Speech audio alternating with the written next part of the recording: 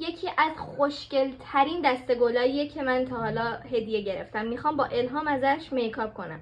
البته دسته گل نیست، سبد گله. یه کوچولو کانسیلر میزنم پشت چشمام، اندش میکنم. این میکاپ خوبی بشه یا بدی بشه در نهایت پاک میشه. فقط میخوام چند تا عکس با دسته گلم، با سبد گلم بگیرم. با پودر فیکس پشت چشمامو خشک میکنم. حالا یه ذره شاین صورتی میذارم اینجای چشمام که قشنگ بدرخش. حالا از این شاین سفید میزنم اینجای چشمم.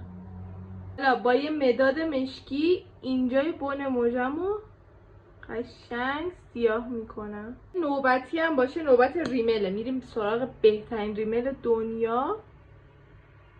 کرم پودر مورد علاقمو میزنیم، البته با بدترین پکیجینگ دنیا که توش پره ولی پکیجینگش مشکل داره.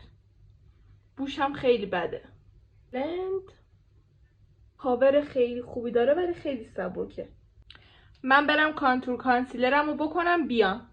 من کانتور کردم، بریم بلندش کنیم. این روش وی صورت یه ذره میکشه بالا، یه ذره لپ میاره و من فکر کردم چون که آرایشم یه ذره صورتیه و میخوام عکسینا بگیرم یه ذره لپ داشته باشم. حالا خودم هم خیلی دارم ولی یه ذره صورتم پر بشه بد نیست، بامزه میشه. میخوام یه رژ لب صورتی خیلی خوش رنگ بزنم. یه لیپ گلاس هم روش. اینم از فاینال آرایش من. عکساش هم آخر ویدیو واسهتون میذارم، یعنی همین الان.